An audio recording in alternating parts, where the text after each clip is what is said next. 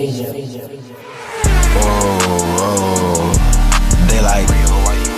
like.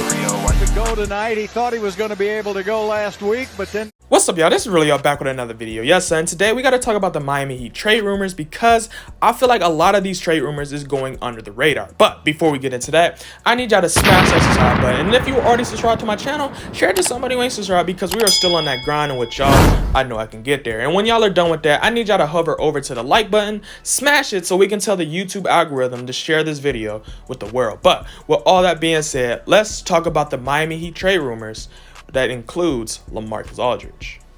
Now, a lot of people know how big of a John Wall fan I am, right? So to see John Wall on the rumors of potentially being on the Miami Heat makes me excited because John Wall on the Houston Rockets, I'm not feeling this right here. So if y'all could rescue John Wall, that would be, I'll be thankful. You get what I'm saying? But I have to say but because I have to be real with y'all too. Because John Wall contract is absurd. It's huge, right?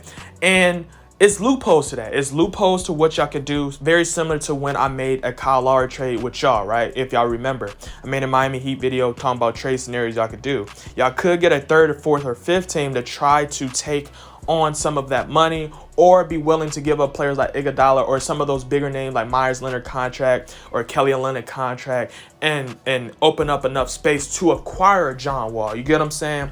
But y'all have to ask yourself, are y'all willing to give up that depth of y'all's in order to acquire John Wall? Would it be a good move to get John Wall? Absolutely, because he fits that theme of that dog. You get what I'm saying? Which all of the players on Miami Heat got, right? They're not doing this for themselves. They're doing it for the team, and they're willing to do anything and everything for the team, which John Wall has proven to do since day one. You get what I'm saying?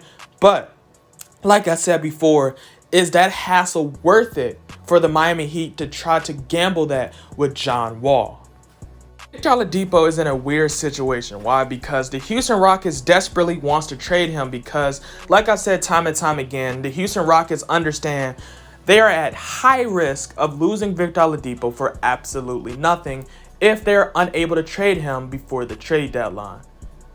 But for every other team, for everybody else other than the Houston Rockets, they realize that if they don't make a trade for Victor Oladipo, it's a chance they can get Victor Oladipo for a cheaper deal without giving up as many assets on their team, without making a trade offer, if they can get the Houston Rockets to be unable to trade him before the trade deadline, which means that pits teams like the Miami Heat, the Lakers, the Knicks at high running to get Victor Oladipo for a cheaper price. And when I say cheaper price, I don't mean financially, but I mean at a cheaper price on the expense of the amount of talent and depth they would have to give up to acquire Victor Oladipo, which puts teams like Miami, the Lakers, the Knicks, whoever, in better situations to compete when that is presented to them.